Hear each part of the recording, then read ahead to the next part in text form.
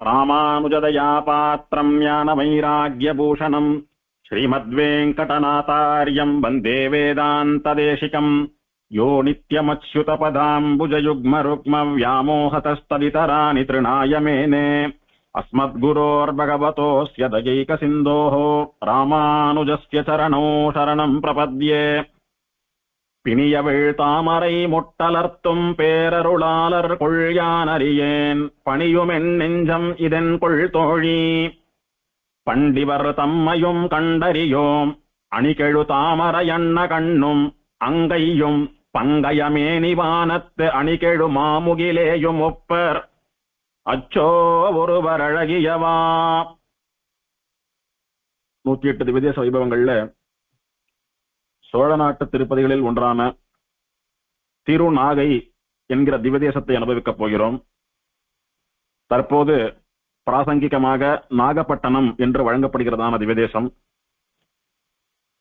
பிரம்மாண்ட புராணத்தினாலே சௌந்தராரண்ய கஷேத்திரம் என்று வழங்கப்பட்டதான திவ்யதேசம். ஆழ்வார் நாகை என்று மங்களாதாசனம் பண்ணியிருக்கிறார்.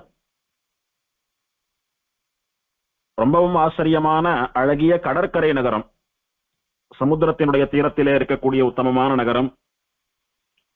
இன்றும் கூட கடல் சார்ந்த தொழில்கள் எல்லாம் பண்ணி கொண்டிருக்கக்கூடிய ஜனங்கள் நிறைய வசிக்கக்கூடியதான நகரம். ஒரு காலத்திலே அந்த சமுத்திரக்கரைக்கு கலங்கரை விளக்கம் போலே இருந்த ராஜகோபுரத்தோடு கூட விளங்கியதான திருக்கோயில் அப்படின்னு வரலாறு சொல்றது. பெயருக்கேற்பவே சௌந்தர ஆரண்யம், அழகிய வனம். இப்போ நிறைய அறிவியல் விஞ்ஞான வளர்ச்சி எல்லாம் ஏற்பட்டு நிறைய அட்வான்ஸ்மெண்ட்ஸ் எல்லாம் வந்து கட்டடங்கள்லாம் எழும்பி எல்லா அழகையும் மறைத்துக் கொண்டிருப்பதை பார்க்கிறோம். ஆனா ஆழ்வார் காலத்துல சில நூற்றாண்டுகளுக்கு முன்பு ஆச்சரியமா சமுத்திரக்கரையிலே ரொம்பவும் ஆச்சரியமான கண்கவர் வனங்களோட கூட வனங்களுக்கு நடுவிலே பல புண்ணிய தீர்த்தங்களுக்கு மத்தியிலே எம்பெருமானுடைய ராஜகோபுரமானது கம்பீரமாக நின்று கொண்டு பெருமாளும் க்ஷேத்திரமும் தீர்த்தங்களும் ராஜகோபுரமும் விமானங்களும் ரொம்ப ஆச்சரியமான ஒரு அழகை ஏற்படுத்தின க்ஷேத்திரமாக இந்த க்ஷேத்திரம் அறியப்படுகிறது. ஒரு காலத்தில் க்ஷேத்திரம் பெயருக்கேற்றது போலவே சௌந்தரியமான அழகான வனமாகத்தான் காட்சியளித்ததுன்னு சொல்றான். பெருமாள் என்னைக்கும் பெயருக்கேற்றது போல சௌந்தர்யராஜன், நிஜமான அழகன். யாரானா ரொம்ப அழகா இருக்கிறதா நினைச்சிட்டு பேசினாலானா இவன் பெரிய அழகராஜான்னு தமாஷா பரிகாசம் பண்றாள் இல்லையோ. நிஜமாவே அழகுராஜா யாருன்னு சொன்னா இந்த பெருமாள் தான். ஒட்டுமொத்த அழகையும் கொட்டி வைத்திருக்கக்கூடிய பெருமாளுடைய திருமேனி பார்த்த மாத்திரத்தில் கல் மனசையும் கரைக்கக்கூடிய பேரழகு எம்பெருமானுடைய திருமேனிக்கு இங்கே. அதனாலதான் ஆழ்வார் இந்த எம்பெருமான மங்களாசாசனம் பண்ணின போது எதையோ பாடணும்னு ஆழ்வார் மனசுல வந்திருக்கும். ஸ்தலபுராணத்தை பாடணும், பெருமாள் தனக்கு பண்ணின அனுகிரகத்தை பாடணும், இந்த எம்பெருமான் விஷயமான தன் அனுபவத்தை பாடணும் அப்படின்னு எல்லாம் நிறைய திருமங்கை ஆழ்வாருடைய மனசிலே தோன்றி இருக்கும். ஆனால் அதெல்லாம் ஆழ்வார் பாடலை. ஏன் பாடலை அப்படின்னா இந்த எம்பெருமானுடைய அழகு ஆழ்வாரை வாயடைக்க செய்து விட்டது. இந்த பெருமாளுடைய அழக சேவித்த மட்டில அவன் அழகுதான் ஆழ்வாருடைய 10 பாசுரங்களுக்கும் விஷயமானதே ஒழிய பெருமாளுடைய சௌந்தரியத்தை, ரூப சௌந்தரியத்தை விட இன்னொன்னு ஆழ்வார் மனசுல படவே இல்லை. கடைசி மட்டும் படல. முதல் பாட்டுல தொடங்கி 10ஆம் பாட்டு வரைக்கும் பெருமாளுடைய திருமேனி வடிவழகையே வர்ணித்து போந்தார் திருமங்கை ஆழ்வார். அப்பேற்பட்ட ஒரு எம்பெருமான் பெருமாளை போய் சேவிக்கவாதாவாலும் எங்கேயானும் பெருமாளுடைய படத்தை காட்டினா கூட ரொம்ப அழகான பெருமாளானபடினாலே இத்தனை அழகா இருக்கார், இத்தனை மழமழன்னு இருக்கார், இவர் நிச்சயம் திருநாகை சௌந்தரராஜ பெருமாள் தான் சொல்லிடலாம். அப்படி ஒரு பேரழகு பெருமாள். விசேஷமா இந்த க்ஷேத்திரத்திலே சார புஷ்கரணின்னு சொல்லக்கூடியதான தீர்த்தம் உண்டு. கிருதயுகத்திலே உத்தமமான இந்த சார புஷ்கரணியினுடைய கரையிலே ஆதிசேஷன் சொல்லக்கூடிய திருவணன் தாழ்வான் நாகராஜன், எப்படியானா கருத்மான் பக்ஷிராஜன்னு பறவைகளுக்கெல்லாம் அரசனோ அந்த மாதிரி திருவணன் தாழ்வான் ஆதிசேஷன் சர்ப்பங்களுக்கெல்லாம் ராஜா, நாகங்களுக்கெல்லாம் ராஜாவான நாகராஜன். அந்த நாகராஜனான ஆதிசேஷன் திருவணன் தாழ்வான் கிருத்தயுகத்தில் சார புஷ்கரணி கரையில் விசேஷமா தபஸ் பண்ணி இந்த எம்பெருமானை நேர சேவித்து ஸ்ரீபாஞ்சராத்திர ஆகம முறைப்படி இந்த எம்பெருமானை தன் திருக்கரங்களாலே கிருத்தயுகம் முழுக்க ஆராதனை பண்ணிட்டு வந்தான். அப்படி நாகராஜனான அனந்தனாலே தபஸ் பண்ணி பகவத் சாட்சா்காரம் பண்ண பெற்று அந்த எம்பெருமானை ஸ்ரீபாஞ்சராத்திராகமப்படி நாகராஜன் ஆராதித்த க்ஷேத்திரமானபடியினாலே நாகனுடைய க்ஷேத்திரம், நாகனுடைய பட்டினம், நாகப்பட்டினம் அப்படின்னு ஆச்சு. துருவனுடையதான சரித்திரத்தை பாகவதத்துல எல்லாம் பிரசித்தமா கேள்விப்படுறோம். துருவன் சொல்லக்கூடியவன் துருவ நட்சத்திரமாக ஆன கதையெல்லாம் நமக்கு நன்னா தெரியும். அந்த துருவன் தபஸ் பண்ணி அந்த வரத்தை பெற்றது இந்த நாகப்பட்டினம்னு சொல்லக்கூடியதான சௌந்தராரண்ய கஷேத்திரத்திலே தான். சௌந்தராரண்ய மகாத்மியம்னு சொல்லக்கூடிய பிரம்மாண்ட புராணத்திலே சொல்லப்பட்ட 10 அத்தியாயங்கள் கொண்ட இந்த ஸ்தலபுராணத்தில் முதல் அத்தியாயமே துருவன் தபஸ் பண்ணி எம்பெருமான சாட்சா்காரம் பண்ணி வரம் பெற்றதுதான் வர்ணிக்கிறது. திரேதா யுகத்திலே மார்க்கண்டேயர் தபஸ் பண்ணி எம்பெருமான சேவித்திருக்கிறார். துவாபர யுகத்திலே பூமி நாச்சியார் பூமாதேவி சேவித்திருக்கிறார் எம்பெருமான தபஸ் பண்ணி. பார்வதி இந்த க்ஷேத்திரத்துல எம்பெருமான குறித்து தபஸ் பண்ணி இழந்த தன்னுடைய அழகை மீண்டும் பெற்று இங்கே வசித்துக் கொண்டிருக்கிறாள். இப்படி நிறைய பேர் இந்த எம்பெருமான தபஸ் பண்ணி சேவித்திருக்கா. கலியுகத்திலே ஷாலீசுக மகாராஜன் சொல்லக்கூடிய ராஜா இந்த எம்பெருமானுடைய தீவிரமான பக்தனா இருந்து எம்பெருமான நேர சேவித்திருக்கிறான். இந்த ஷாலீசுக மகாராஜனுக்கு எம்பெருமான் 3 திருக்கோலங்களில் சேவை சாதித்தார். கிடந்த திருக்கோலம், அமர்ந்த திருக்கோலம், நின்ற திருக்கோலம்னு 3 கோலங்கள்ல சேவை சாதித்தார். அந்த 3 எம்பெருமான்களையும் இன்னைக்கும் இந்த சன்னதியில சேவிக்கலாம். அதையெல்லாம் ஸ்தலபுராணத்தில் அனுபவிக்க போறோம். இங்கே பெருமாள் மூலவருக்கு நீலமேக பெருமாள்னு திருநாமம். விசேஷமா கிருஷ்ணாரண்ய கஷேத்திரம்னு சொல்லக்கூடியதான திருக்கண்ணபுரத்திலும் சௌந்தராரண்ய கஷேத்திரம்னு சொல்லக்கூடியதான இந்த நாகப்பட்டினத்திலும் எம்பெருமான் மூலவருக்கு நீலமேக பெருமாள்னு திருநாமம். ஆச்சரியமா நீலமேக ஷியாமலன் அப்படின்னு சொல்றது போல மழைக்கால மேகமானது எப்படி கருநீலமா அப்படி கண்களை கவரக்கூடிய ரீதியில எல்லாருடைய மனசையும் அபகரிக்கக்கூடிய ரீதியில சேவை சாதிக்கிறதோ அந்த மாதிரி கருநீல நிறத்திலே சேவை சாதிக்கக்கூடிய எம்பெருமான், நீல மேகத்தை போலே நிறத்தை கொண்ட எம்பெருமான் நீலமேக பெருமான். அந்த நிறம் அப்படி பார்த்த மாத்திரத்துல நம்மள ரசிக்க பண்றது ஒண்ணும். நல்லா மழை வர சமயம் மேகமெல்லாம் அப்படி கருத்து இருக்கு, அப்படி நிமிர்ந்து ஆகாசத்தை பார்த்தோமானா மழை வரக்கூடியதான அந்த சமயத்திலே ஆகாசத்தினுடைய நிறம், மேகத்தினுடைய நிறம் எப்படி இருக்கு? நீலமேகமா தெரியறது ஒண்ணும். அது பாக்குறதுக்கு அப்படியே மனசுக்கு ரொம்ப சந்தோஷமா இருக்கு. இன்னும் கொஞ்சம் நேரம் பார்த்துட்டு இருக்கலாமா, இன்னும் கொஞ்சம் கழிச்சு மழை வந்தா என்ன, இதுவே ரொம்ப நல்லா இருக்கே அப்படின்னு ரசிக்கிறோம் ஒண்ணும். அந்த மாதிரி இந்த திருக்கண்ணபுரம் மூலவரம் சரி, நாகப்பட்டினம் மூலவரம் சரி, நீலமேகமாட்டமா சேவிக்க சேவிக்க அங்கே இருந்து நகராமல் சேவித்துக் கொண்டே இருக்கும்படியான ஆசையை தூண்டக்கூடிய திருமேனி நிறம் படைத்த பெருமாள்கள். அதே மாதிரி மேகம் நீலமேகமா தெரிகிறதுன்னா என்ன அர்த்தம்? இன்னும் கொஞ்ச நாளில நல்லா மழை கொட்ட போறதுன்னு அர்த்தம். அந்த மாதிரி கருணை மழையை, அனுகிரக மழையை, மோக்ஷம்னு சொல்லக்கூடிய முத்தி மழையை பொழியக்கூடிய எம்பெருமான்கள் இந்த நீலமேக பெருமாள்கள். இந்த நாகப்பட்டினம் மூலவர் நீலமேக பெருமாள் மேல் 2 திருக்கரங்களாலே சங்க சக்கரங்களை ஏந்தி கொண்டு கீழே இடது திருக்கரத்தாலே கதைன்னு சொல்லக்கூடிய கதாயுதத்தை ஊன்றிக்கொண்டு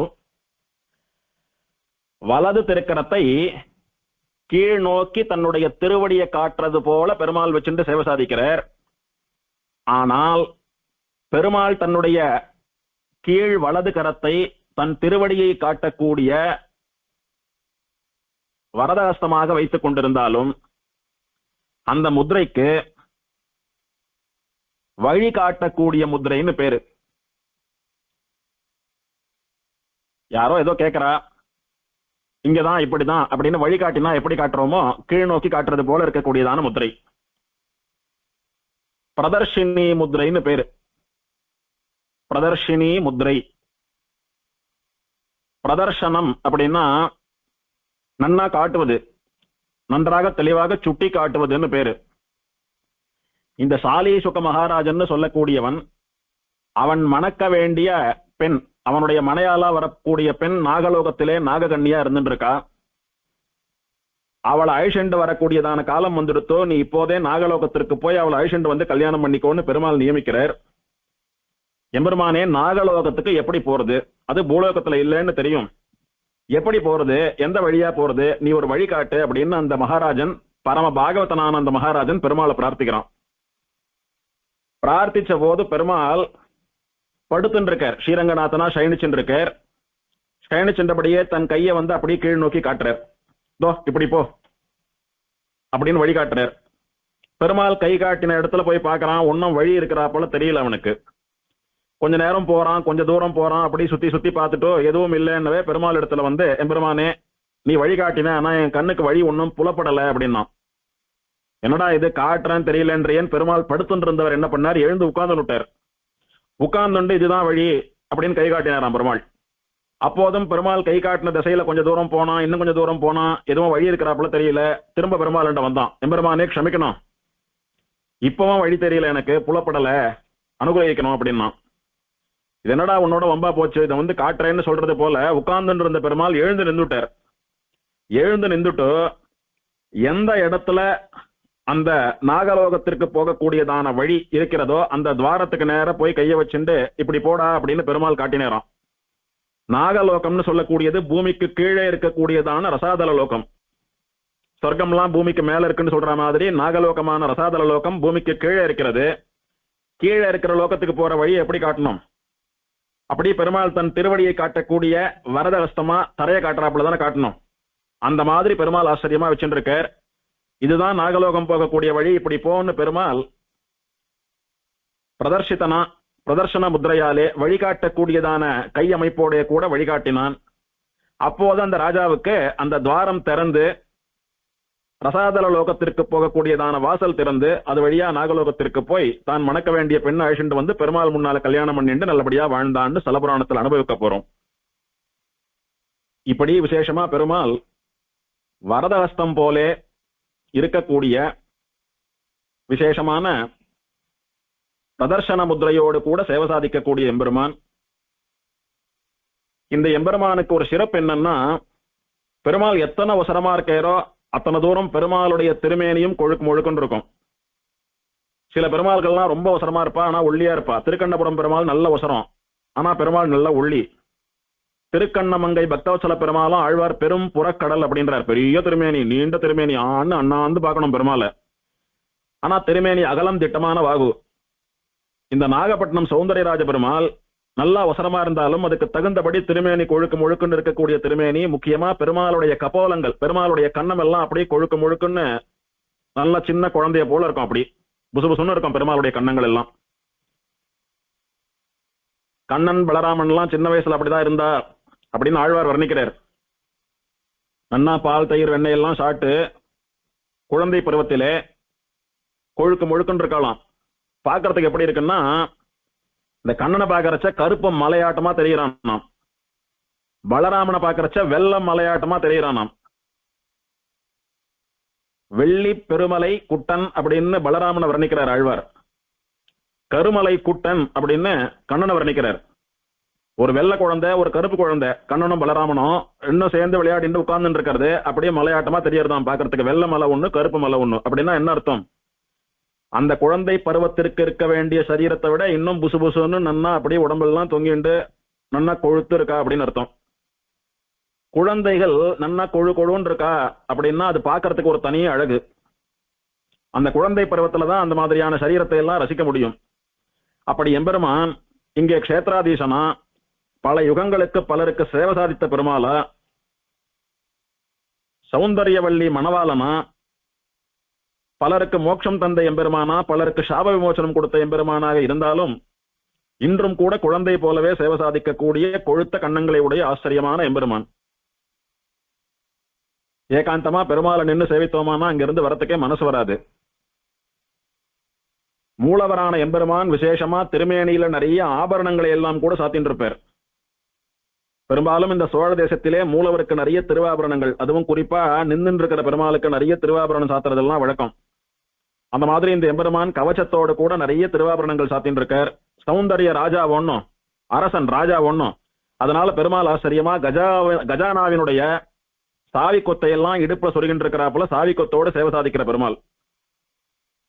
இப்படி 4 திருக்கரங்கள் பெருமாளுக்கு, சங்க சக்கரங்கள், பிரதர்ஷனி முத்திரை, கதையோடு கூட பெருமாள் ஆச்சரியமா சேவை சாதிக்கிறார். உற்சவர் ஆஸ்தானத்துல இல்லாம புறப்பாடு திருமஞ்சனோன்னு கர்ப்ப கிரகத்தை விட்டு வெளியில வர சமயத்துல மூலவர பாதாதிகேசமா ரொம்ப நன்னா ஆச்சரியமா அனுபவித்து சேவிக்க முடியும். அப்படி விசேஷமான எம்பெருமான். இந்த எம்பெருமானுடையதான அஷ்டோத்தர சதநாமாவளியும் கூட ரொம்ப விசேஷமாக அமைந்திருக்கிறது. பொதுவா அர்ச்சனை எல்லாம் பண்றச்ச அந்த பெருமாள் கிருஷ்ணனா இருந்தா கிருஷ்ணாஷ்டோத்தர சதநாமாவளி, கிருஷ்ணாய நமகா கமலாநாதாய நமகா அப்படின்னு அந்த அஷ்டோத்திரத்தை வச்சு அர்ச்சனை பண்றது வழக்கம்.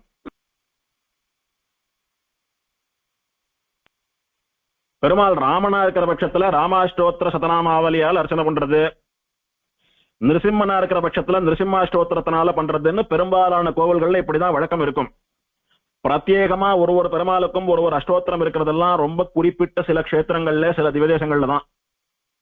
அது எப்படி அந்த பெருமாளுக்கு மட்டும் தனியா விசேஷமா ஒரு அஷ்டோத்திரம் இருக்க முடியும்னா, அந்த எம்பெருமானுடைய ஸ்தல புராணத்திலே சொல்லப்பட்டதான விஷயங்கள், ஆழ்வார் மங்களாசாசனம் இதெல்லாம் நிறைய இருக்கிற பட்சத்துல, அந்த பெருமாளுக்கு நிறைய பிரபாவம் இருக்கிற பட்சத்துல, அந்த ஸ்தல புராணத்திலேருந்து தொகுக்கப்பட்ட திருநாமங்களை வைத்து அந்த எம்பெருமான் என்னென்னவெல்லாம் நிகழ்த்தி காட்டினான் அப்படின்றத வைத்து ஒரு தனி அஷ்டோத்திரம் விசேஷமாக தொகுக்கப்படும்.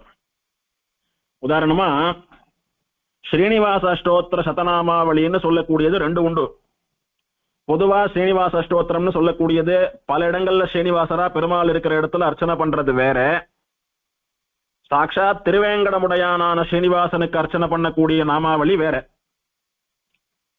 வித்தியாசம் தெரிஞ்சவாளுக்கு தெரியும். நாம வேங்கடத்துறைவார்க்கு நமகான்னு சொல்லக்கூடியதான தொடர்ல கிட்டத்தட்ட 38 உபன்யாசங்கள்ல திருவேங்கடமுடையானுடைய அஷ்டோத்திரத்தை நன்னா பறக்க அனுபவித்தோம். சுவாமி 108 நாமாவளி நமகா நமகான்னு சொல்றோம், எல்லாம் பெருமாளுடைய திருநாமம். அதுல 38 மணி நேரம் அனுபவிக்கிறதுக்கு என்ன இருக்கு அப்படின்னா, ஏன் அந்த அஷ்டோத்திரத்தை அவ்வளவு நேரம் அனுபவிக்க முடியறதுன்னா, அத்தனையும் ஸ்தல புராணத்திலிருந்து தொகுக்கப்பட்ட திருநாமங்கள், முக்கியமான வைபவங்கள். அது அத்தனைக்கும் அர்த்தம் பார்த்துட்டு வந்தோமானாலே, ஸ்தல புராண ஸ்லோகங்களை வைத்துக் கொண்டு அர்த்தம் பார்த்துட்டு வந்தோமானாலே கிட்டத்தட்ட பெருமாளுடையதான வைபவம் மொத்தம் தெரிஞ்சிடும். கிட்டத்தட்ட முழுசா தெரிஞ்சுக்க முடியாது, கிட்டத்தட்ட.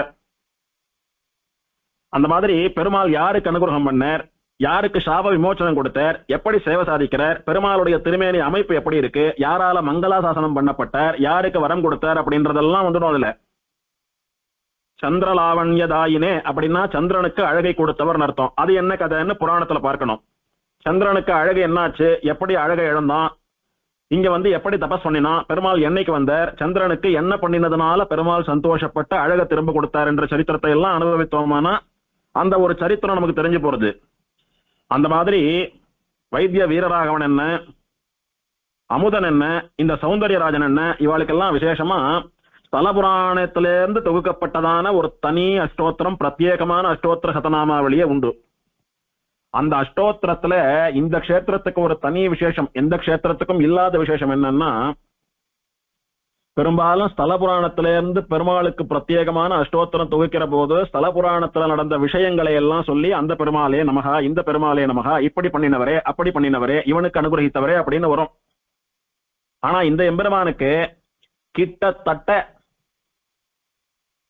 1/3 108 நாமாவளியில 1/3 நாமாக்கள் பெருமாளுடைய அழகையே வர்ணிச்சுட்டு வருது. இவனாட்டமா அழகா யாரும் கிடையாது, இவன் கண்ணாட்டமா வேற கண் அழகு இல்ல, இவன் மூக்காட்டமா ஒரு அழகான மூக்கு இல்ல, இவன் இடுப்பாட்டமா ஒரு இடுப்பு இல்ல, இந்த எம்பெருமானோட நாபிய போல நாபி இல்லைன்னு அத்தனையும் முகஸ்துதி அல்ல. இந்த அஷ்டோத்திரத்தை தெரிஞ்சுண்டு இல்ல கையில வச்சுண்டு ஒரு ஓரமா நின்றுண்டு பெருமாளை சேவிக்க அது அத்தனையும் சத்தியம்னு நமக்கே புரியும். அப்படி விசேஷமா சௌந்தர்ய ஆரண்யம், அழகு மிளிரக்கூடிய இடம், எல்லோருக்கும் அழகை தரக்கூடிய இடம், அழகான இடம். பெருமாள் சௌந்தர்ய ராஜன், அழகு ராஜா, தாயார் சௌந்தர்யவல்லி, அழகு ராணி. இப்படி அழகு பத்தியமாக இருக்கக்கூடிய க்ஷேத்திரமானபடியினாலே அத்தனையும் அழகுங்க. இந்த அஷ்டோத்திரம் எம்பெருமான வர்ணிக்கிற போது சதுர்புஜாய நமஹா, 4 திருத்தோள்களை உடைய பெருமாள்னு வர்ணிக்கிறது. மூலவரும் சரி உற்சவரும் சரி 4 திருக்கோள்களை உடையவர்கள். 4 திருத்தோள்கள் அப்படின்னா 4 கை இருக்குன்னு அர்த்தம் இல்லையா பெருமாளுக்கு? அந்த 4 கையில பெருமாள் என்ன ஏந்தின் இருக்கார் அல்லது கையை எப்படி வச்சுட்டு இருக்காருன்னு சொல்லணும் இல்லையோ? லசத் பிரதர்ஷினி முத்ராய நமஹா, பிரதர்ஷனி முத்ரையாக வைத்துக் கொண்டிருக்கிறான் ஒரு கையை. ஷாலீசுக மகாராஜாவிற்கு நாகலோகமான ரசாதல லோகத்திற்கு போகக்கூடிய வழியை இது என்று வழிகாட்டக்கூடிய முத்ரையாக வலது கீழ் திருக்கையை பெருமாள் வைத்துக் கொண்டிருக்கிறான். அப்போ இடது கீழ் திருக்கை எப்படி இருக்குன்னா, கௌமோதகி பாஞ்சஜன்ய சுதர்சன லசத்கராய நமஹா, இடது திருக்கையாலே கௌமோதகின்னு சொல்லக்கூடிய கதையை ஊன்னு சேவை சாதிக்கிற பெருமாள். கம்பீரமான கதை.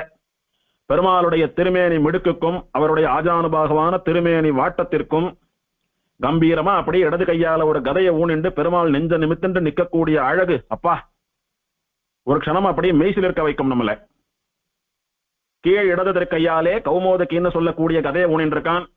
மேல் 2 திருக்கரங்கள்ல என்ன பண்ணிட்டு இருக்கான்னா பாஞ்சஜன்ய சுதர்சன லசத்கராய, மேல் வலது கையாலே சுதர்சன சக்கரத்தையும் மேல் இடது கையாலே பாஞ்சஜன்யம்னு சொல்லக்கூடிய சங்கையும் வைத்துக் கொண்டு சேவை சாதிக்கிறான் பெருமாள். அடுத்தது அஷ்டோத்திரம் பெருமாளுடைய மார்பு வர்ணிக்கிறது. ஸ்ரீவத்ஸ கௌஸ்துப உரஸ்காய நமஹ. பெருமாளுடைய உரஸ் மார்பு இருக்கே, அங்க என்ன இருக்குன்னா ஸ்ரீவத்சம்னு சொல்லக்கூடியதான மறு அலங்கரிக்கிறது, கௌஸ்துபம்னு சொல்லக்கூடியதான ரத்தனம் அலங்கரிக்கிறது, பிராட்டி எழுந்தருளி இருக்கிறாள். இப்படி பெருமாளுடைய திருமேனி வர்ணனம். அடுத்து திருமார்பு வர்ணிக்கிறது. பெருமாளுடைய முகம் எப்படி இருக்கான்? துஸ்மேர வதனாம் போஜாய நமஹ.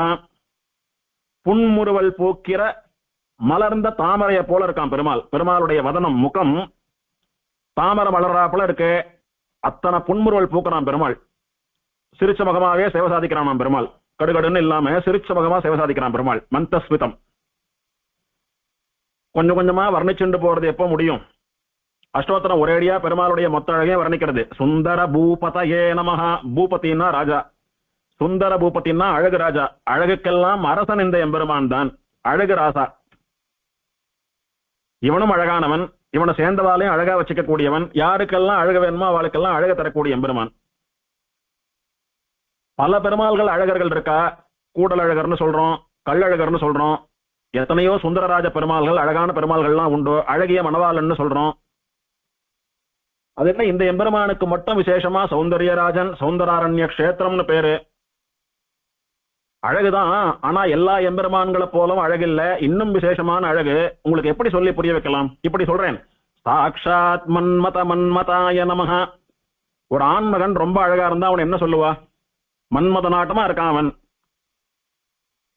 பல பெண்களை வசீகாரம் பண்ணக்கூடிய பேரழகோடைய கூட, ஒளிரக்கூடிய கண்களோட கூட ரொம்ப ஆச்சரியமா இருக்கான். மன்மத நாட்டமா இருக்கான்டா அந்த பையன் சொல்றோம் இல்லையோ? அந்த மன்மதனே இவனை பார்த்தா நாமெல்லாம் என்ன மன்மதன்? நிஜமான மன்மதன் இவன் தான் அப்படின்னு மன்மதனுக்கும் மன்மதனாக இருக்கக்கூடிய எம்பெருமான் இவன். சாக்ஷாத் மன்மத மன்மதா. சுந்தராதிபதயே நமஹ.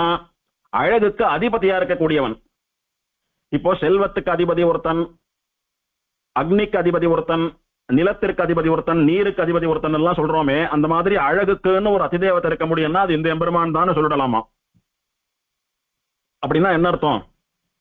இவனுக்கு மேல அழகானவா ஒருத்தர் கிடையாது அண்ட சராசரத்திலையும் அர்த்தம். இத்தனை வர்ணிச்சுட்டு போறதுக்கு புரியுற மாதிரி ஒரே வார்த்தையால சொல்றேன். நாமானுரூப சௌந்தர்யசாலினே நமஹ. பெயருக்கு தகுந்தபடி நிஜமான அழகன் இவன். இது என்ன சுவாமி நிஜமான அழகன்னா என்ன அர்த்தம்? பொய்யான அழகு கூட இருக்குமான்னா, ஒருத்தரை அல்லது ஒரு குழந்தையை அல்லது ஒரு தெய்வத்தை ரொம்ப அழகுன்னு நாம சொல்றோமானா அதுல நிறைய அர்த்தங்கள் இருக்கும். நிஜமாவே அந்த குழந்தை அழகு இல்லாம அழகு குறைந்து காணப்படும். ஆனா அந்த தாயார் அந்த குழந்தைய பார்க்கிற விதம், அது மேல வச்சுட்டு இருக்கிறதான பாசம், கருணை, காக்கைக்கும் தன் குஞ்சு பொன் குஞ்சுன்னு சொல்றது போல லோகத்துல ரொம்ப பேரழகன் யாருன்னா அந்த தாய்க்கு அந்த குழந்தை தான். என் புள்ள என்ன அழகா இருக்கு, என் குழந்தை தவழ்ந்து வர்றது, அம்மானு சேர்த்து கட்டிக்கிறது, மழல பாஷையால பாக்குறது, கூப்பிடுறது, பேசுறது, சிரிக்கிறது. இந்த குழந்தை இப்படியே இருக்காதா, இதை பார்த்துட்டே இருக்கலாமான் இருக்கு. என்னை பொறுத்த மட்டும் என் குழந்தை அழகன் தான், மன்மதன் தான் அந்த தாயார் கொண்டாடுறாள் இல்லையோ? அந்த மாதிரி அவாவாளுடைய மனசுக்கு பிடித்தவர்களை, பிடித்த பெருமாளை அழகுன்னு சொல்லலாம், தப்பில்லை. எல்லா பெருமாளும் அழகுதான். ஒரு பெருமாள் ரொம்ப அழகா இருப்பார், இன்னொரு பெருமாள் அவரோட கொஞ்சம் அழகு கம்மியா இருப்பார். ஆனா நிறைய பேர் இந்த அழகு கம்மியான பெருமாளை தான் ரொம்ப அழகுன்னு சொல்லுவா. ஏன்னா அந்த பெருமாள் இடத்துல அவளுக்கு அப்படி ஒரு ஈடுபாடு. தப்பே கிடையாது, எல்லாரும் பெருமாள் தானே. க்ஷேத்திரம் வேற, ரூபம் வேற, நாமா வேற, சரித்திரம் வேற, அவ்வளவுதானே, எல்லாம் பெருமாள் தானே. நம்ம ஆத்து சாலகிராம பெருமாள்ல இருந்து திருவேங்கடமுடையான், ஸ்ரீரங்கநாதன், ஸ்ரீவைகுண்டநாதன் வரைக்கும் எல்லாம் ஒரே பெருமாள் தானே. அதனால அனுபவிக்கிறதுல ஒன்றும் தப்பில்லை.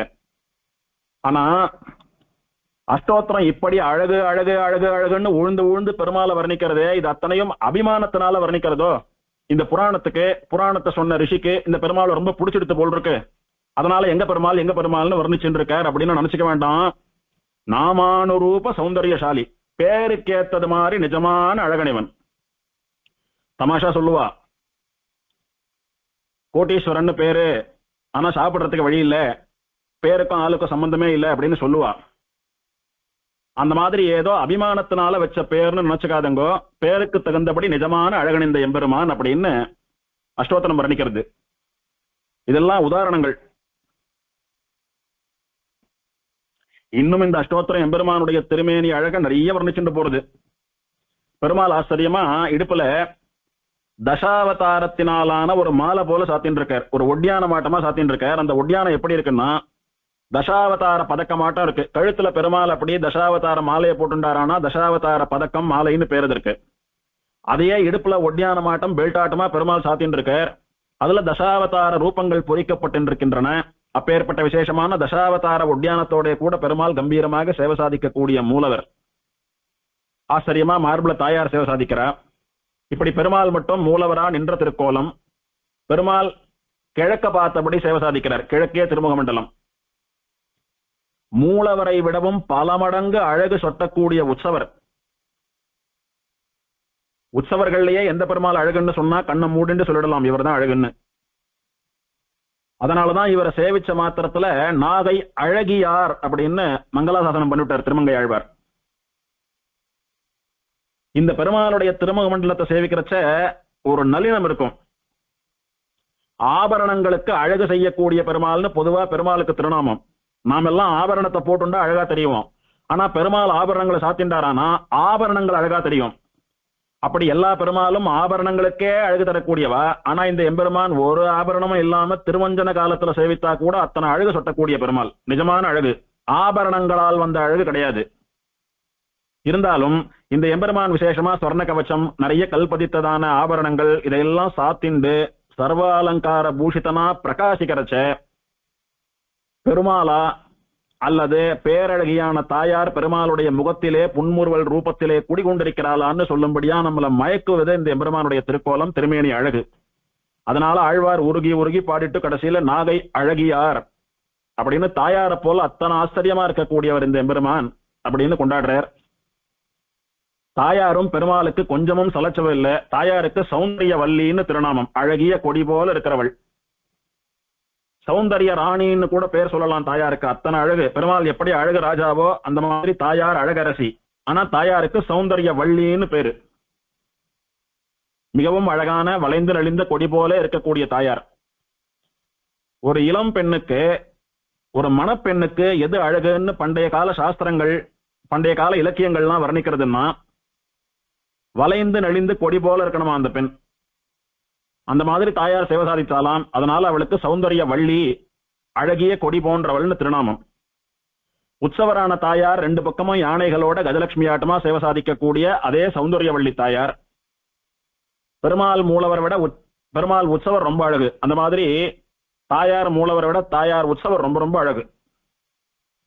இந்த உற்சவர் பெருமாள், உற்சவர் தாயார், இவா ரெண்டு பேரும் ஏக ஆசனத்துல சேர்த்தி சேவையில சேவை சாதிக்கக்கூடிய உற்சவங்களை எல்லாம் சேவிக்கிறதுக்கு கோடி கண்ணு வேணும். லௌகிகமா சொல்றாளோ இல்லையோ மேட் ஃபார் ஈச் அதர்னு, அந்த மாதிரி அனுரூப தாம்பத்தியம்னு பேரு. அப்படின்னா நிஜமான ஜோடி பொருத்தம். பல மகான்கள் பெரியவா மாமா மாமி ரெண்டு பேரும் ரொம்ப அந்யோன்யமா இருப்பா. ஆனா ரெண்டு பேரும் சேர்ந்து நிக்கிறச்ச ஜோடி பொருத்தமே இருக்காது.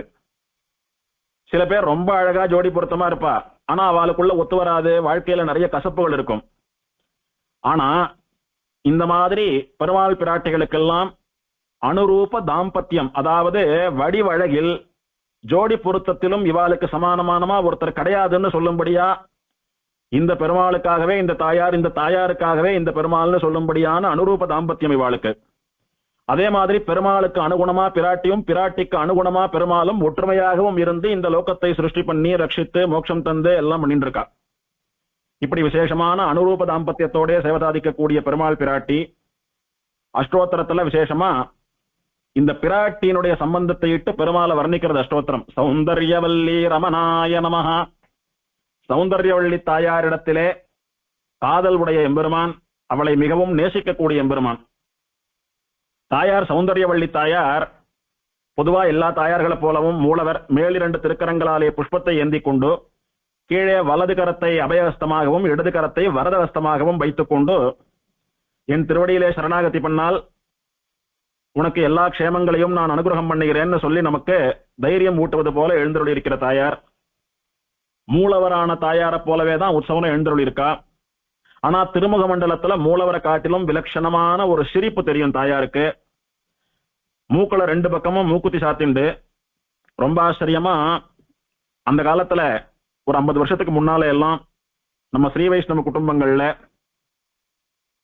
விருத்த சுமங்கலிகளா இருக்கிற மாமிகள், மாமி பாட்டி அவெல்லாம் தீர்க்க சுமங்கலிகளா இருக்கிற பெரியவா 2 மூக்குலையும் மூக்குத்தி போட்டுண்டு ஆச்சரியமா முகத்துல மஞ்சள் எல்லாம் பூசிண்டு திருமண் காப்போ பொட்டோ இட்டுண்டு ரொம்ப ஆச்சரியமா பாக்குறதுக்கு தாயாராட்டமே இருப்பா. அந்த மாதிரி விருத்த சுமங்கலிகளாட்டமா 2 மூக்குத்தியோடு சேவை சாதிக்கக்கூடிய ஆச்சரியமான தாயார். நெத்தியில நன்னா சேப்பு கல்லு பொட்டெல்லாம் இட்டுண்டு நிஜமாவே நம்ம அம்மாவை நம்ம பாட்டிய இவாளையெல்லாம் பிரத்யட்சமா பார்க்கிற மாதிரியே இருக்கும் தாயார சேவித்தா. பெருமாளுக்கு ஏற்ற தாயார். பெருமாளுடைய திருமுக மண்டலத்துல ஒரு புன்னகை இருக்கிற மாதிரி தாயாருடைய திருமுக மண்டலத்துல இன்னும் நன்னா புன்னகையை சேவிக்க முடியும். பெருமாளை காட்டிலும் விலட்சணமான புன்னகை தாயாருடைய திருமுக மண்டலத்துல சேவையாகும். விமானத்திற்கு சௌந்தரிய விமானம்னு பேரு. பெருமாள் சௌந்தர்யராஜன், தாயார் சௌந்தர்யவள்ளி, க்ஷேத்திரம் சௌந்தராரண்யம், விமானத்திற்கு சௌந்தரிய விமானம்னு பேரு. விமானத்திற்கு பத்ரகோட்டி விமானம் அப்படின்னு ஸ்தலபுராணத்துல பேர். பத்ரகோட்டி, பத்ரம் அப்படின்னா மங்களம்னு அர்த்தம். சேவித்த மாத்திரத்துல கோடி மங்களங்களை ஏற்படுத்தக்கூடியதான விமானம். இந்த விமானத்துக்கு கீழே நின்றுண்டு சேவை சாதிக்கிற பெருமாள் பிராட்டி எல்லாம் சேவிக்கிறவாளுக்கு கோடி மங்களங்களை அனுகிரகிக்கக்கூடியவர்களானபடியினாலே பத்ரகோட்டி விமானம், கோடி மங்களங்களை ஏற்படுத்தக்கூடியதான விமானம்.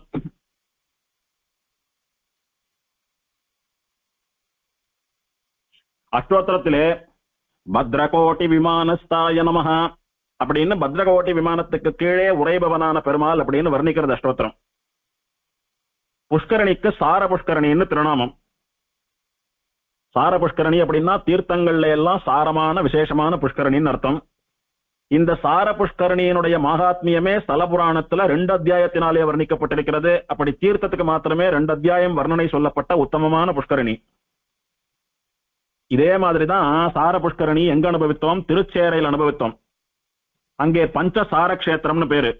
சார கஷேத்திரம், சார தீர்த்தம், சார விமானம், சாரநாதன், சாரநாயகி அப்படின்னு பஞ்ச சாரங்கள் அந்த கஷேத்திரத்துல. அதே மாதிரி இந்த கஷேத்திரத்துல மட்டும் தீர்த்தத்திற்கு சௌந்தரிய புஷ்கரணின்னு பேர் இருந்திருந்தால் பஞ்ச சௌந்தரிய கஷேத்திரமாக இருக்கும்.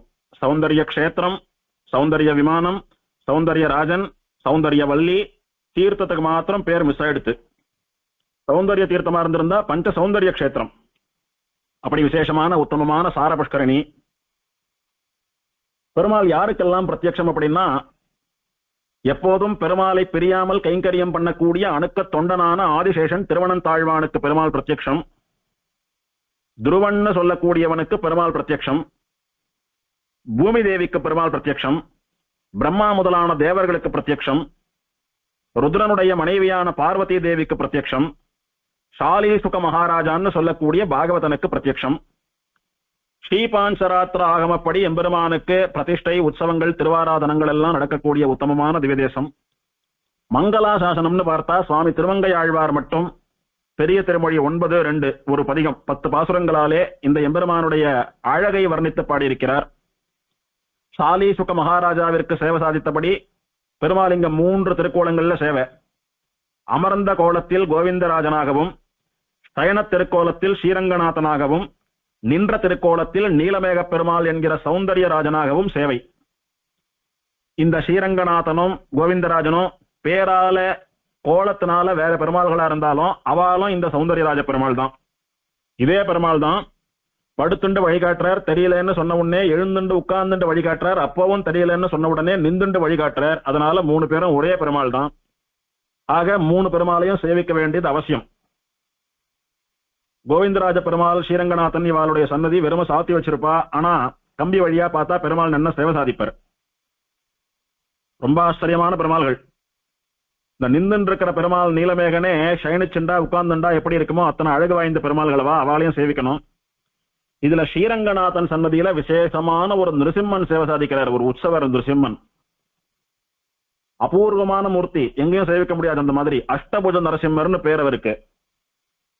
விசேஷமா 8 தோள்களோட கூட 8 திருக்கரங்களோட கூட சேவை சாதிக்கக்கூடிய நரசிம்மன். அப்படி 8 திருக்கரங்களால பெருமாள் எப்படி சேவை சாதிக்கிறார், என்ன அபூர்வம் அப்படின்னா, 2 கையால பெருமாள் சங்கு சக்கரம் பிடிச்சுட்டு இருக்கார். மேல 2 கையால சங்கு சக்கரம் பிடிச்சுட்டு இருக்கார். ஒரு கைய ஓங்கி அடிக்கிறதுக்கு எடுத்துட்டு வரா மாதிரி வச்சுட்டு இருக்கார். ஹிரண்யனை பார்த்து ஓங்கி அடிக்க வரா மாதிரி கையை வச்சுட்டு இருக்கார். அல்லது பக்தர்களான நம்மை ஆசீர்வதிப்பது போல கையை தூக்கி வச்சுட்டு இருக்கார்.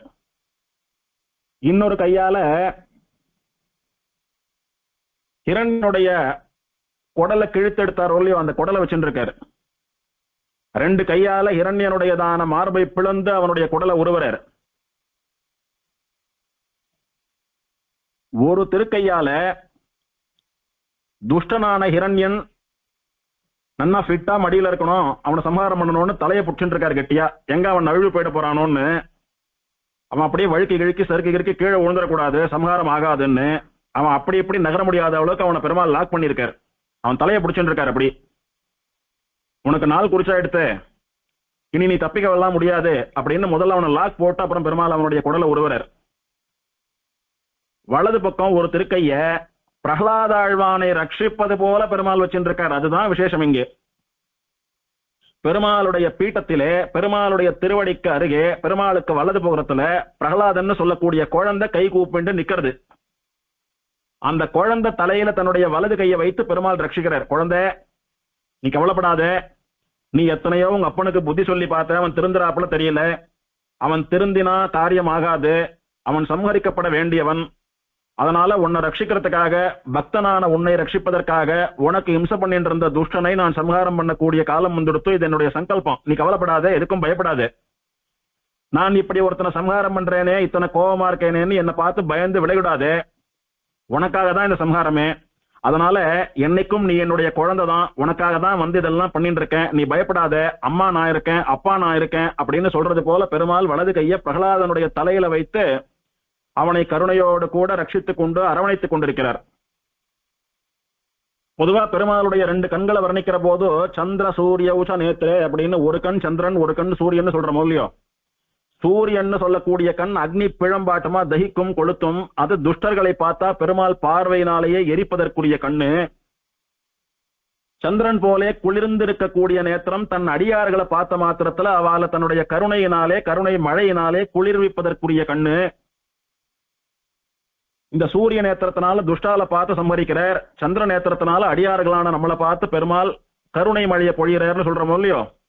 அந்த மாதிரி ஒரு கையால துஷ்டனான ஹிரண்யனுடைய தலையை பிடிச்சுட்டு அவனை சம்ஹாரம் பண்ணிட்டு இருக்கார், இன்னொரு கையால அடியவனான பிரகலாதனை ரட்சித்துக் கொண்டிருக்கிறார்.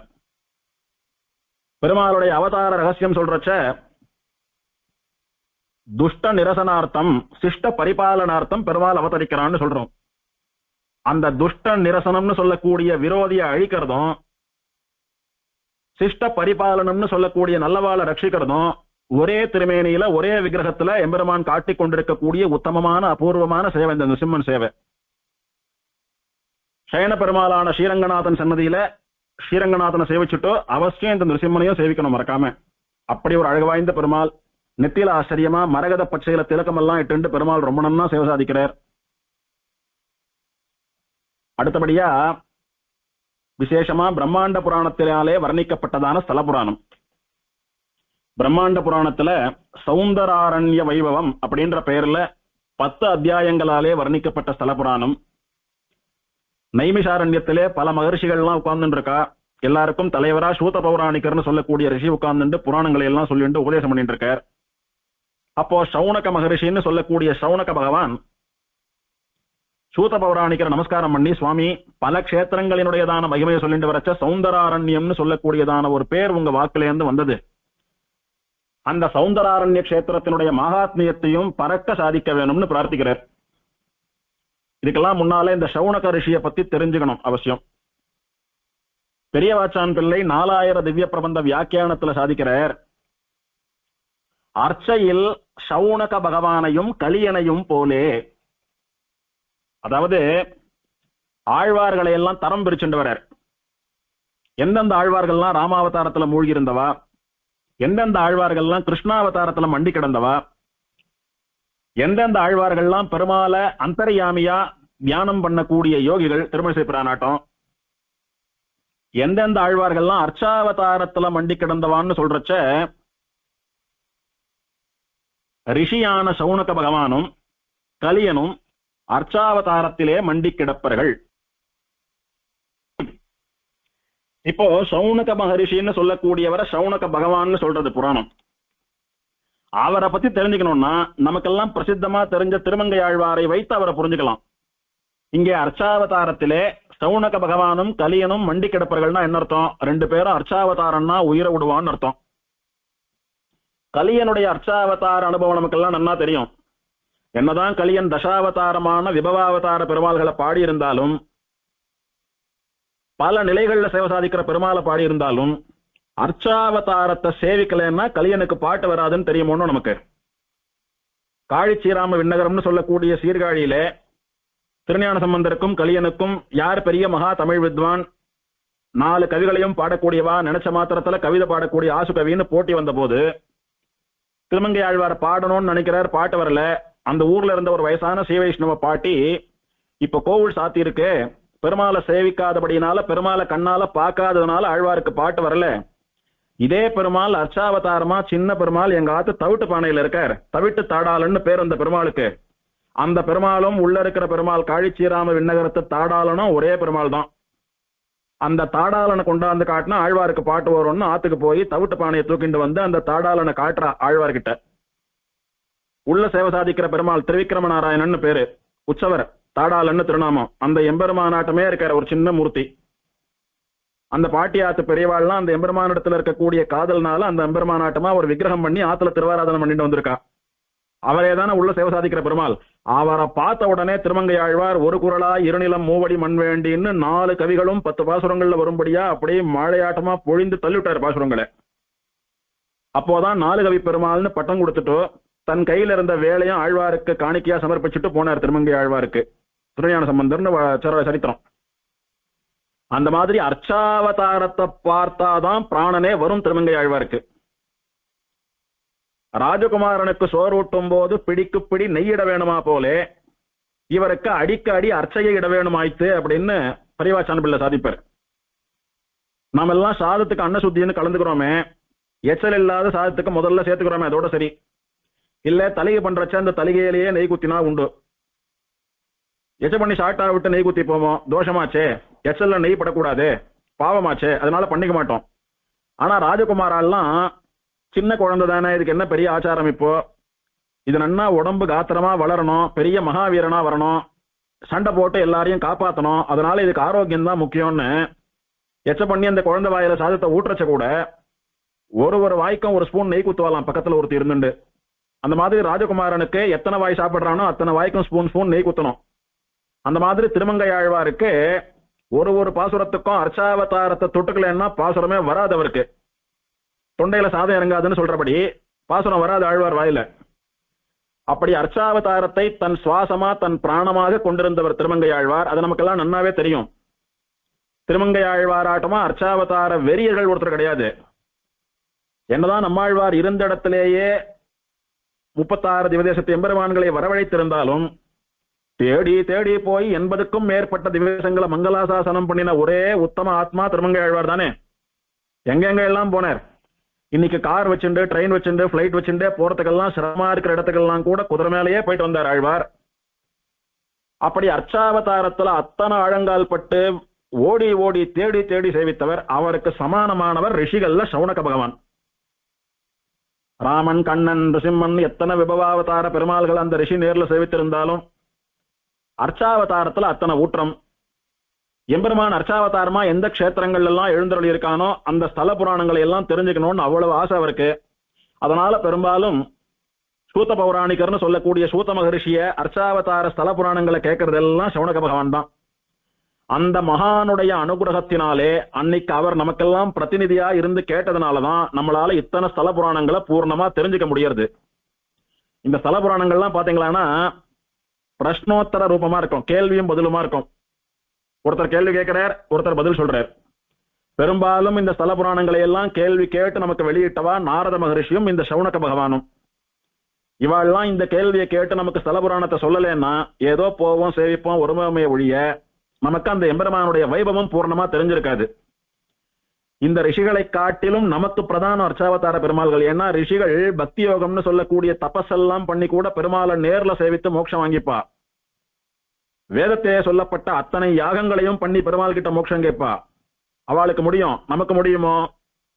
நமக்கு அர்ச்சாவதாரம் தான். திருமங்கையாழ்வார் என்ன சொன்னார்? அர்ச்சாவதார பிராவண்யம் இல்லாதார்க்கு மோட்சம் இல்லை.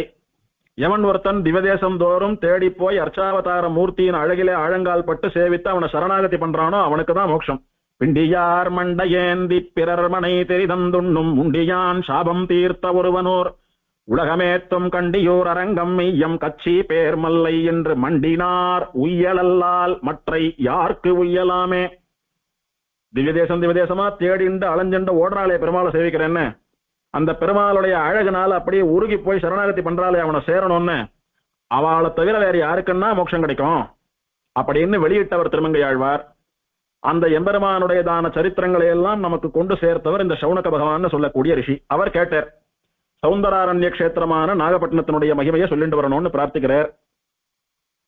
அந்த கஷேத்திரத்தினுடைய மகிமை, அங்க இருக்கக்கூடிய தீர்த்தங்களினுடைய மகிமை, அந்த எம்பெருமானுடைய மகிமை, சௌந்தராரண்யம் அந்த கஷேத்திரத்துக்கு எப்படி பெயர் வந்தது, யாரெல்லாம் அந்த எம்பெருமானால அந்த கஷேத்திரத்துல பலன் பெற்றார்கள் அப்படின்றதெல்லாம் எனக்கு விஸ்தாரமாக அருளி செய்ய வேணும்னு பிரார்த்திக்கிறார்.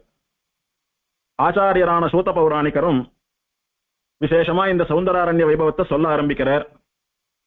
இந்த கஷேத்திரத்துக்கு எப்படி இந்த பெயர் வந்தது, இதனுடைய மகிமை என்ன, எந்தெந்த யுகத்துல இந்த கஷேத்திரத்துல யார் யார் தபஸ் பண்ணினா, எந்த யுகத்துல இந்த எம்பெருமான யார் யார் ஆராதனை பண்ணினா, இங்க இருக்கக்கூடிய உத்தமமான சார புஷ்கரணியினுடைய பெருமை என்ன, எப்படி இந்த எம்பெருமான ஆராதிச்சா இந்த எம்பெருமானுக்கு பிடிக்கும், இந்த எம்பெருமான என்ன ஸ்லோகத்தை சொல்லி தியானம் பண்ணணும், இப்படி ஒரு அம்சம் விடாம எல்லாத்தையும் 10 அத்தியாயங்களினாலே ஆச்சாரியர் சௌனக பகவானுக்கு உபதேசம் பண்றார். அதோடு கூட பலஸ்ருதியா இந்த எம்பெருமான சேவிக்கிறதுனாலும், இந்த கஷேத்திர வாசம் பண்றதுனாலும், இந்த புராணத்தை கேட்பதனாலும் சொல்வதனாலும் என்னென்ன பலன்கள் அப்படின்னு பலத்தை சொல்லி தரக்கட்டுறார் புராணத்தை. முன்னொரு காலத்துல, சில காலங்களுக்கு முன்னால வரைக்கும் இந்த கஷேத்திரத்துல, இந்த திவதேசத்துல பெருமாளுடைய உற்சவ காலத்துல இந்த 10 அத்தியாயத்தையும் ஸ்தல புராணம் முழுக்க பெருமாள் திருச்செவி சாற்றும்படியா பாராயணம் பண்ணிட்டு இருந்தாலும், அநேகமா அது பெருமாளுடைய அவதார உற்சவமா இருக்கும்னு பெரியவாள்லாம் சொல்றா. இந்த கஷேத்திரத்து பெரியவாள்லாம் இப்போ அது நடக்கிறது இல்லைன்னு சொல்றா. பெருமாளுடைய அவதாரம் எப்போன்னா, தேவ பெருமாளாட்டமா திருவேங்கடமுடையானாட்டமா இந்த பெருமாள் எல்லா யுகங்கள்லயும் பெருமாள் இருக்கார். ஒரு யுகத்திலும் ஒருத்தர் தபஸ் பண்ணி யாகம் பண்ணி பெருமாளை சேவிக்கிறா. அப்படி ரொம்ப பிராச்சீனமான பெருமாள், 4 யுகமா இருந்துருக்கிற பெருமாள் இவர். ததः கிருதயுகஸ்யாதௌ சைத்ரே மாசி குணான்விதே द्वादश्यां शुक्लपक्षायां पितृभे मध्यमेरवे सारपुष्करिणी तीरे मध्ये सुन्दरकाननम् आविर्बभूव भगवान् लक्ष्मीशः क्षीरसागरात्. திருப்பார்கடல்ல சயனித்திருக்கிற பெருமாள் திருமகள் கேள்வன் லக்ஷ்மியினுடைய கணவனான எம்பெருமான் கிருதயுகம் முதல் யுகத்தினுடைய ஆதியிலே தொடக்கத்திலே சித்திரை மாசத்தில் சுக்லபக்ஷ துவாதசி அன்னைக்கு மகம் அப்படின்னு சொல்லக்கூடிய மக நட்சத்திரத்திலே இந்த சௌந்தராரண்ய கஷேத்திரத்திலே சார புஷ்கரணி கரையிலே சுந்தர கானனம் அழகிய காடாக இருக்கக்கூடிய இந்த சௌந்தராரண்யத்துக்கு நடுவே வந்து பெருமாள் சேவை சாதித்தான். இதுல இருந்து என்ன தெரியறதுன்னா, சித்திர மாசம் சுக்லபக்ஷ துவாதசி மகம் நட்சத்திரம் சேர்ந்த நாள் பெருமாளுடைய திரு அவதாரம் அப்படின்னு தெரிகிறது. இந்த எம்பெருமானுடைய அவதார நட்சத்திரம் மகம், சித்திரை மகம். இப்போதும் அன்னைக்கு எம்பெருமானுக்கு அவதார மகோத்சவம் நடக்கிறது விசேஷம். இந்த அவதார மகோத்சவத்திலேயோ என்னமோ பழைய காலத்துல பெருமாளுக்கு புராண ஸ்லோகங்கள் முழுக்க திருச்செவி சாத்தும்படியா பாராயணம் பண்ணிட்டு வந்திருக்கான்னு மகான்கள் தெரிவிக்கிறார். இப்படி விசேஷமா ஸ்ரீபாஞ்சராத்திராகமத்தின்படி திருவனந்தாழ்வான், மார்க்கண்டேயர் இவாள்லாம் திருவாராதனம் பண்ணின உத்தமமான பெருமாள். இந்த எம்பெருமானுடைய அனுகிரகம் இருந்தா எல்லோருக்கும் எல்லா நலன்களும் கிடைக்கும்னு சொல்லிட்டு ரிஷி புராணத்தை தொடங்குறார். முதல் அத்தியாயம். ஆச்சாரியரான சூத பௌராணிகரே, இந்த பூமியிலே சிறந்த கஷேத்திரம்னு ஒரு காலத்துல உங்களால சொல்லப்பட்ட சௌந்தராரண்ய கஷேத்திரம், வனங்களிலே மிகவும் அழகிய வனம், அழகான காடு என்று உங்களாலே சொல்லப்பட்ட சௌந்தராரண்ய வனம், சுந்தர வனம், அதுல இருக்கக்கூடிய தீர்த்தங்களுக்கெல்லாம் சாரமான சார புஷ்கரணி, இத பத்தி எல்லாம் தெளிவா தெரிஞ்சுக்கணும் அப்படின்னு ஆசைப்படுறேன், சாதிக்கணும்னு பிரார்த்திக்கிறார். ஆச்சாரியர் சொல்றார், கிருஷ்ணாரண்ய கஷேத்திரம்னு சொல்லக்கூடிய திருக்கண்ணபுரம் கஷேத்திரத்திலிருந்து 5 யோஜனை தூரத்தில் வடகிழக்கில் சமுத்திரக்கரையில் சௌந்தராரண்ய கஷேத்திரம்னு சொல்லக்கூடிய அழகான பெரிய வனம் இருக்கிறது. அந்த வனம் 1/2 யோஜனை தூரம் நீல அகலங்கள் உடையது. அப்படின்னா அத்தனை பெரிய விஸ்தாரமான வனம், பெரிய வனம். எப்பேற்பட்ட வனம் தெரியுமா? முதல்ல அந்த கஷேத்திரத்தினுடைய பெருமையை சொல்றேன் கேளுங்க. ஒரு திவ்யதேசம் அப்படின்னா முதல்ல கஷேத்திரத்தினுடைய பிரபாவத்தை தெரிஞ்சுக்கணும், அப்புறம் தீர்த்த பிரபாவம் தெரிஞ்சுக்கணும், அப்புறம் தான் மூர்த்தி பிரபாவம். ஆழ்வார்கள் எல்லாம் கூட மங்களாதாசனம் பண்றச்ச பாசுரங்கள்ல முதல்ல அந்த கஷேத்திரத்தை வர்ணிப்பா. ஏன்னா அந்த கஷேத்திரம் பெருமாளுடைய வசிப்பிடம், பெருமாளுக்கு திருமேனியது, அதை முதல்ல வர்ணித்து பாடுவா. அதுக்கப்புறம் பெருமாளுடைய வைபவத்தை சொல்லுவா. அதனால கஷேத்திரத்தை வர்ணிக்கிறார். சர்வ பாப பிரசமனம் ஞானதம் நித்யவாசினாம் மகாபக்தோ துருவஸ்தபஸ்தப்த்வா வைஷ்ணவஹ பஞ்சவார்ஷிகாஹ புருஷோத்தமஸ்ய கிருபயா விஷ்ணோர் விஜ்ஞானமாப்தவான் ஏதாத்ருஷம் மகாக்ஷேத்திரம் சௌந்தர்யவனமுச்யதே. இந்த க்ஷேத்திரமானது போய் சேவிக்கிறவாளுடைய பாவங்கள் எல்லாத்தையும், சமஸ்த பாபங்களையும் போக்கக்கூடியது. ஒருத்தனுக்கு எத்தனை ஞானம் இருந்தாலும் பகவானை பத்தின ஞானம் இல்லைன்னா வீண். அதனாலதான் பகவான் விஷயமான ஞானத்தை மெயின் ஞானம்னு சொல்றா. அப்ப என்ன அர்த்தம்? அந்த ஞானத்தோடு ஒப்பிடுகிற போது மொத்ததெல்லாம் பொய் ஞானம்னு வேணா வச்சுக்கலாம். எப்படின்னா எந்த ஞானமா இருந்தாலும் அந்த ஜென்மாவோட போறது. இந்த பகவான் விஷயமான மெயின் ஞானம்னு சொல்லக்கூடிய பக்தி மாத்திரம் எத்தனை ஜென்மாவானாலும் தொடர்ந்துட்டே வரும். ஒருத்தன் பரம ஆஸ்திகனா இருக்கான் அப்படின்னா போன ஜென்மத்தினுடைய வாசனை. ஒருத்தன் பரம ஸ்ரீ வைஷ்ணவனா இருக்கான்னா அத்தனை மதங்களையும் கடந்து அத்தனை தேவதைகளினுடைய அனுகிரகத்தினாலே ஸ்ரீ வைஷ்ணவ ஜென்மா எடுத்திருக்கான்னு அர்த்தம். ஒருத்தன் பெருமாளுக்கு நிறைய கைங்கரியங்கள் எல்லாம் பண்றான்னா பூர்வ ஜென்ம வாசனை எம்பெருமானாலே நியமிக்கப்பட்டு நிறைய கைங்கரியங்கள் எல்லாம் பண்ணிட்டு இருக்கான் அப்படின்னு பல ராஜாக்களினுடைய வைபவத்தை ஸ்தலபுராணத்துல எல்லாம் பாக்குறோம் இல்லையோ. அப்படி எது நிஜமான ஞானம், மெயின் ஞானம் அப்படின்னு சொன்னா, சத்தியமான ஞானம்னு சொன்னா பகவத் அனுபவ ஞானம், பகவானை பத்தினதான ஞானம் தான் மெயின் ஞானம். ஏன்னா ஒரு ஞானம் ஒரு பலனை கொடுக்கும். கணக்கு தெரிஞ்சுண்டா நன்னா பொழைக்கலாம், பாஷை தெரிஞ்சுண்டா நன்னா பேசலாம், தொழில் தெரிஞ்சுண்டா நன்னா காரியம் பண்ணி சம்பாதிக்கலாம் அப்படின்னு ஒன்னொன்னுக்கு ஒரு பலன் இருக்கும் இல்லையோ. அந்த பலன்கள் எல்லாம் தற்காலிகமான பலன்கள். சொல்ல போனா அந்த ஜென்மாவோட சரி. இந்த பகவான் விஷயமான ஞானம் இருக்கிறதே, அந்த ஜிக்ஞாசை, அந்த அனாலிசிஸ் மாத்திரம் பல ஜென்மங்களுக்கும் தொடர்ச்சி ஏற்படும். பாவமாட்டோம், புண்ணியமாட்டோம், பகவானை பத்தின ஞானமாட்டோம், பல ஜென்மங்களினுடைய தொடர்பு உண்டதுக்கு சங்கிலி போல தொடர்ந்துட்டு வரும். அதனால குறுகிய காலமே பலன் தந்து அழியக்கூடிய உதவாமல் போகிற ஞானத்தை எல்லாம் விட எப்போதும் பலன் தரக்கூடிய ஞானம், அதுதான் சத்தியமான ஞானம், நித்தியமான ஞானம். அது பகவான் விஷயமான ஞானம்னு சாஸ்திரம் சொல்றது. இதுதான் ஆழ்வார் ஆச்சரியமா சொன்னார். நிற்கின்றதெல்லாம் நெடுமால் என்று ஓராதார் கற்கின்றதெல்லாம் கடை. நீ எத்தனை பெரிய லௌகீக ஞானியாக இருந்தாலும் சரி, பகவத் அனுபவ ஞானம் இல்லைன்னா அதெல்லாம் வீண் தான் அப்படின்றார். எல்லாம் எம்பெருமான், எல்லாம் எம்பெருமான் இட்ட வழக்கு, எல்லாம் அவனுடைய பிச்சை அப்படின்னு தெரிஞ்சுக்காத வரைக்கும் எத்தனை ஞானம் இருந்தோம் அது தற்காலிகமான ஞானமே ஒழிய அது உன்னை கரை சேர்க்கறதுக்கு ஒரு நாளும் பயன் தராதுன்ற திருமணி செய்கிறான். அந்த மாதிரி திருவன்னு சொல்லக்கூடியவன் என் அப்பா மடியில நான் உட்கார்ந்து இருக்கிறச்ச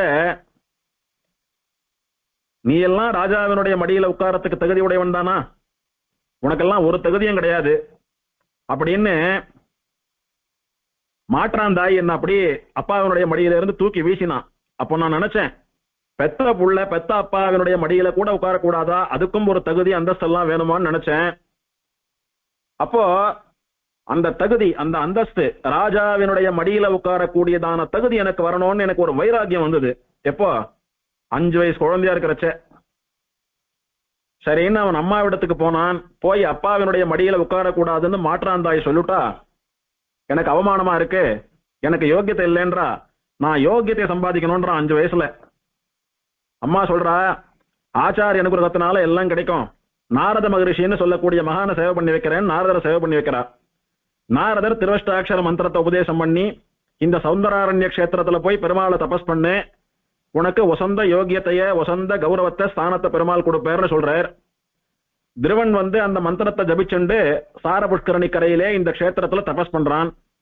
பெருமாள் அவனுக்கு சேவை சாதித்து பெருமாளை சேவிச்ச மாத்திரத்துல பேச்சு மூச்சு இல்லாத ஆயிட்டான் துருவன். என்ன சௌந்தர்ய ராஜனொன்னு அத்தனை அழகு.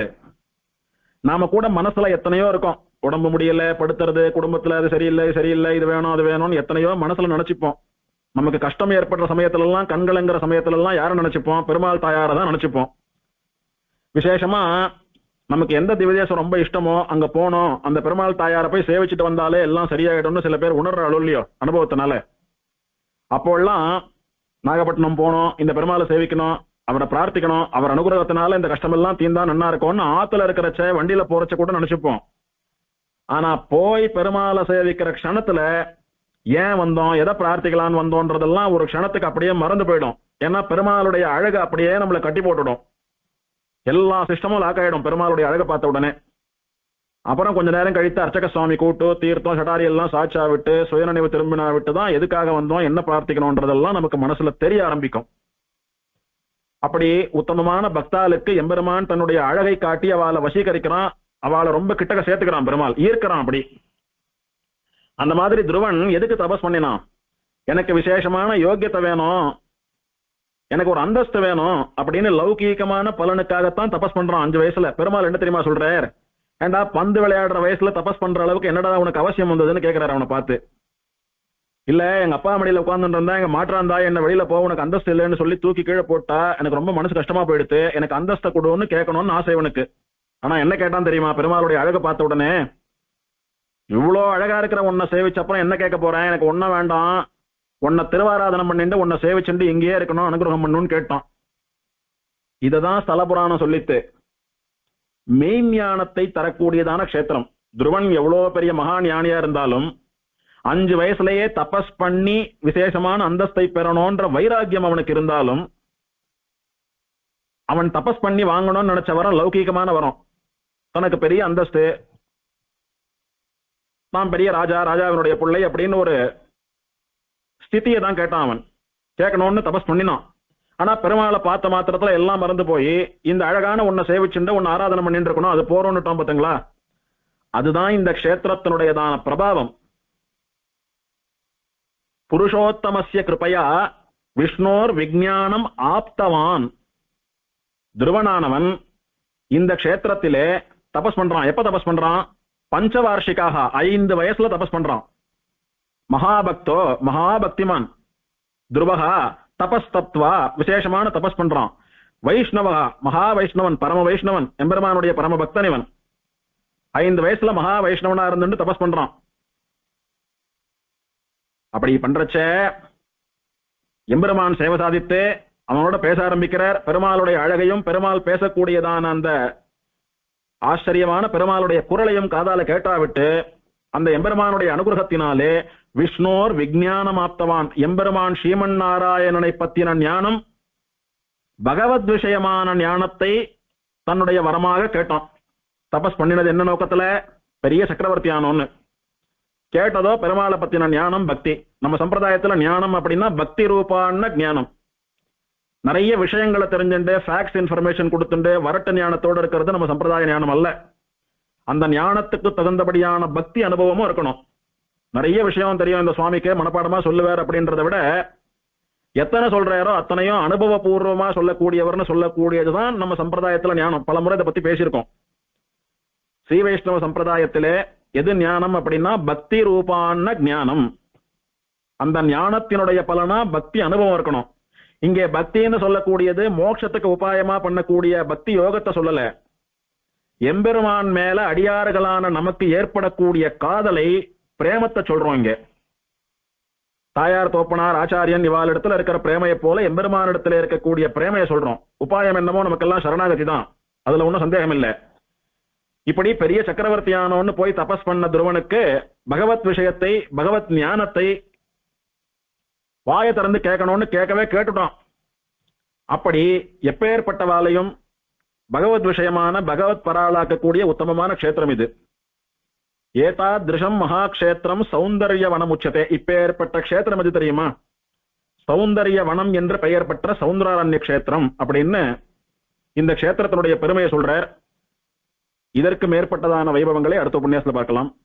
ஸ்ரீமதே சௌந்தர்யவல்லி நாயிகா சமேத ஸ்ரீ சௌந்தர்யராஜ பரபிரம்மணே நமஹ. ஆழ்வார் எம்பெருமானார் சீரார் தூப்புள் திருவேங்கடமுடையான் திருவடிகளே சரணம்.